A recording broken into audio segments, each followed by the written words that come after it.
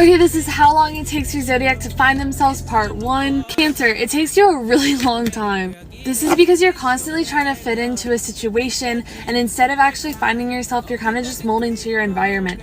So sometimes the best way for you to find yourself is to find someone that you click with really well, and it allows you to be 100% yourself. And you don't have to try for that person, and that kind of helps you direct you, you know what I mean? And that's not a bad thing. Scorpio. You guys find yourself sooner, but it does leave you with a lot of confusion because you're a very direct and 100%, you're a pretty real person. This extreme in your personality trait could make you lose friends and feel isolated, but hey, you're just really mentally aware and mature for your age, so whatever.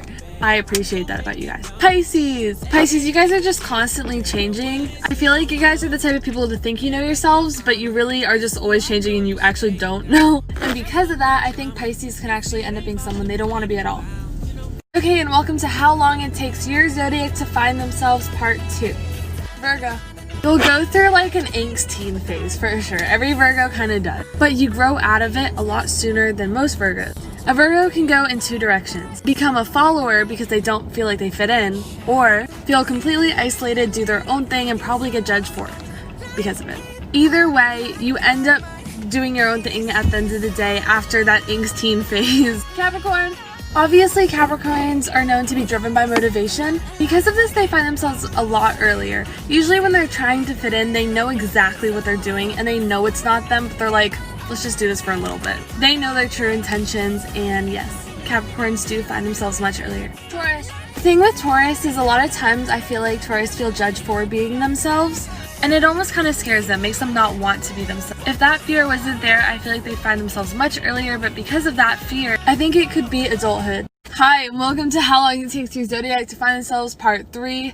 I'm about to go to the gym, so let's wrap this up.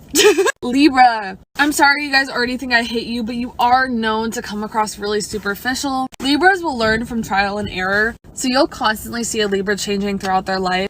You guys also tend to really be social climbers, but you have to be on top. I really hope and think Libras will grow out of that phase of their life, but that does happen to be a common thing among Libras that I see. Gemini. Similar to Libras, Geminis are constantly changing. They love self-improvement. Believe it or not, Geminis actually love self-improvement. They're really big psychological people, so they do tend to be constantly growing and learning from their actions. At least that's what I've known from Gemini. Even the toxic Geminis will think they're improving. Aquarius never really know themselves. They're too different to know themselves. Until that phase is over, which sometimes it never is, then they'll fully know themselves. Hi, welcome to how long it takes your zodiac to find themselves, part 4. I literally don't have any clean clothes. Hold up.